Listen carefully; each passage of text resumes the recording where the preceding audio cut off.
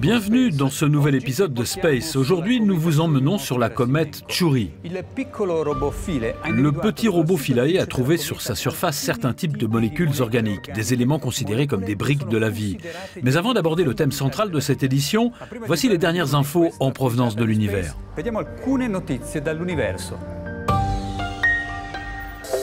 Le programme Ariane 6 prend son envol. L'ESA, l'Agence spatiale européenne, a signé des contrats d'envergure avec Airbus, Safran Launchers, le CNES et ELV. Premier vol prévu en 2020 pour ce nouveau lanceur européen, en 2018 pour son collègue Vega C.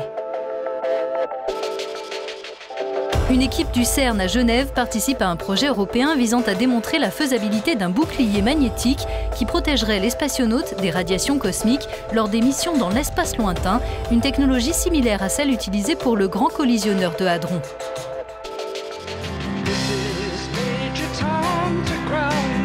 Le Canadien Chris Hadfield, célèbre pour avoir chanté du David Bowie dans l'espace, sort en octobre un album composé et interprété lorsqu'il était commandant à bord de l'ISS en 2013.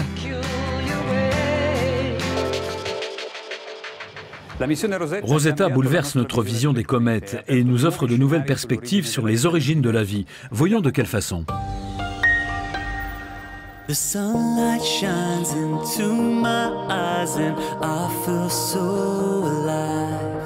Au fil des mois, Rosetta écrit l'histoire scientifique, ajoutant des connaissances au chapitre sur les origines de la vie. À l'ESA, on prépare déjà la dernière partie de son voyage aux côtés de la comète Chury.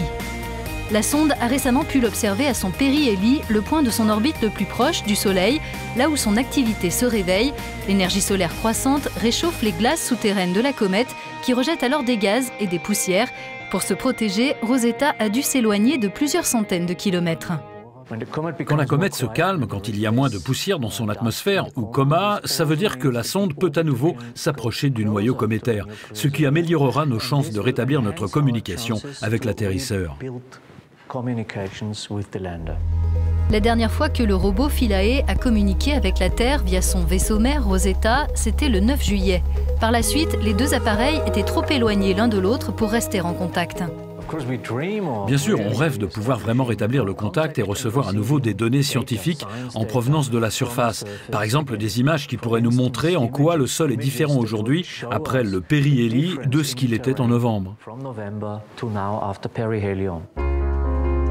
C'est au centre de contrôle de l'atterrisseur à Cologne, en Allemagne, qu'est installée l'équipe aux commandes de Philae.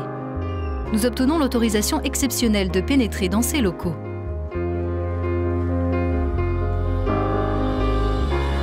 Ici, on garde l'espoir que le robot se fasse de nouveau entendre. D'ici au 21 septembre, il pourrait y avoir des moments propices.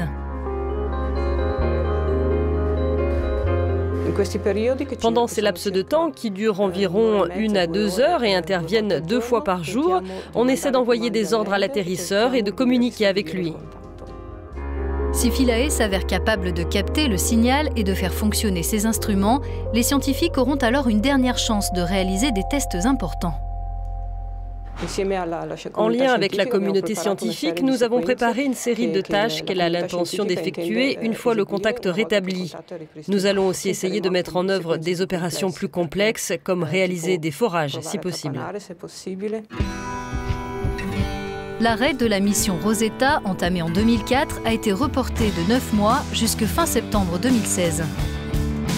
Mais les occasions de faire avancer la science vont se raréfier. La comète s'éloignera de plus en plus du Soleil et la lumière deviendra trop faible pour pouvoir recharger les batteries de Rosetta et Philae. Pour autant, les équipes espèrent beaucoup de cette prolongation. Si on se contente de chercher à capter un signal de Philae, on passera à côté de nombreux aspects scientifiques. On doit communiquer avec l'atterrisseur, mais aussi faire de la science.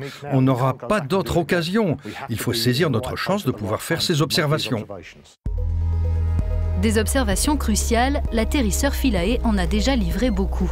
Les données envoyées lors de sa descente vers Chury accréditent un peu plus l'idée que les comètes aient joué un rôle clé dans l'apparition de la vie. Nous avons découvert diverses molécules organiques, de chimie organique. Un résultat qui désormais doit être pris en compte dans nos théories sur la formation de la vie. Comprendre comment les sucres, les acides aminés ont pu se former sur Terre si ces matières organiques, ces molécules prébiotiques ont été apportées sur Terre par les comètes.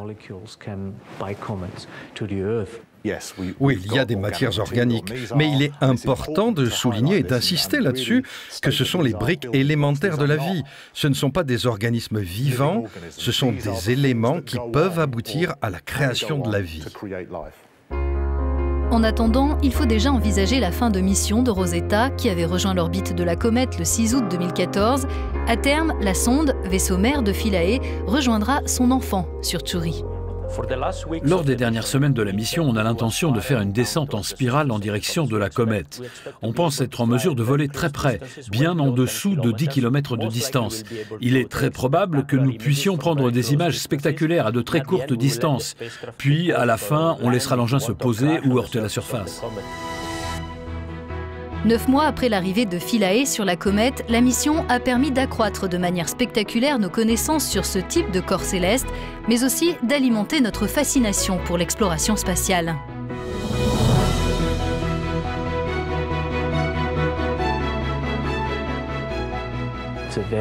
C'est très émouvant de voir les résultats de 20 ans de travail au moment où ils arrivent sur Terre, par signal radio depuis le vaisseau mère Rosetta. Pour moi, même si on est ici depuis très longtemps, je reste concentré sur la fin de la mission. C'est pour ça qu'on est là, pour assister à l'ensemble de cette révolution. Rosetta est l'une des missions spatiales les plus fantastiques de l'histoire. D'un point de vue scientifique, nous avons exploré un monde qui était totalement inexploré. On a pu voir que cette mission a attiré beaucoup d'attention dans le monde entier, suscité beaucoup d'émotions, et c'est quelque chose qui sera toujours gravé dans nos cœurs.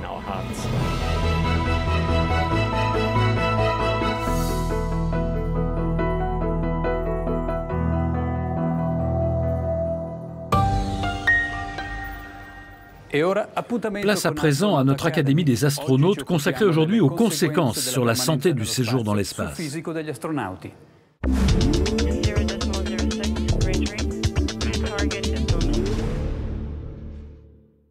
Bonjour, je suis Volker Daman. Je dirige le service de médecine spatiale. Entrons dans la salle de contrôle d'où nous surveillons l'état de santé des astronautes. Le programme qui suit immédiatement le vol dure 21 jours, en gros 3 semaines. C'est une période chargée où l'aspect médical est la priorité absolue. L'apesanteur, ça paraît génial, amusant, mais évidemment, comme il n'y a pas de haut et de bas, les muscles cardiaques n'ont pas besoin de faire monter le sang jusqu'au cerveau. Et donc, comme tous les muscles du corps, le muscle cardiaque se dégrade parce qu'on ne le fait pas tellement travailler. On doit réapprendre les choses. Dans l'espace, on doit reprogrammer son cerveau pour l'adapter à l'apesanteur. C'est la même chose quand on revient sur Terre. On doit reprogrammer son cerveau. C'est tout pour aujourd'hui. Le mois prochain, nous verrons comment les satellites permettent d'assurer la surveillance et la sécurité maritime. Merci de votre attention. À bientôt.